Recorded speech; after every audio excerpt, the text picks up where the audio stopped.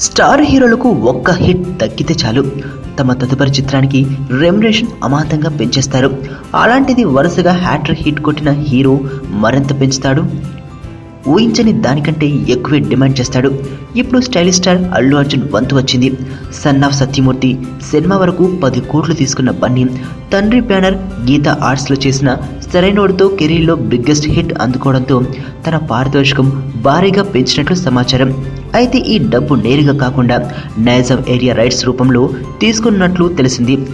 Remuneration కింద హీరోలు ఏదైనా ఒక ఏరియా రైట్స్ తీసుకునే ఆనవాయితీ తెలుగు సినిమాల్లో ఎప్పటి నుంచో ఉంది. ఆ రోజుల్లోనే మెగాస్టార్ చిరంజీవి నైజాం హక్కుల్ని పారితోషికం కింద తీసుకునేవాడు. ఇప్పుడు కూడా కొందరు స్టార్ హీరోలు ఆ బాటలో నడుస్తున్నారు. తాజాగా స్టైలిష్ స్టార్ అల్లు అర్జున్ కూడా ఈ జాబితాలో చేరాడు. తమిళ డైరెక్టర్ లింగుస్వామి డైరెక్షన్లో త్వరలోనే తాను చేయబోతున్న సినిమాకు గాను పారితోషికం కింద నైజాం రైట్స్ని ఇవ్వాల్సిందిగా మేకర్స్కి బండి డిమాండ్ చేశారట. అందుకు ఈ మూవీ నిర్మాత జ్ఞానవేల్ రాజా వెంటనే అంగీకరించినట్లు తెలుస్తోంది. ఆ ఏరియాలో బండి సినిమా ఈజీగా 15 నుంచి 18 కోట్లు కలెక్ట్ చేస్తున్నాయి. రీసెంట్గా సరైనోడు అక్కడ 20 కోట్ల పైనే వసూలు చేసింది. ఇక లింగుస్వామి డైరెక్షన్లో చేస్తున్న సినిమాకి ఇప్పటి నుంచే మంచి క్రేజ్ ఏర్పడ్డాన్ని చూస్తుంటే నైజాంలో అది ఖచ్చితంగా 20 కోట్ల మార్క్ని దాటేస్తుందని ట్రేడ్ నిపుణులు అంచనా వేస్తున్నారు.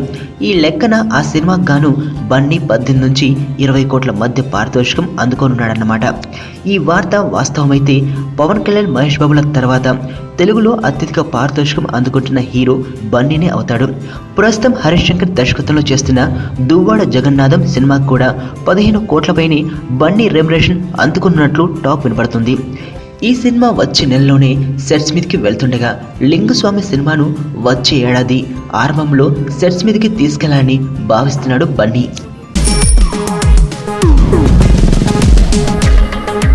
ప్రపంచంలో ప్రతి ప్రేమ కథ మధురంగా ఉంటుంది.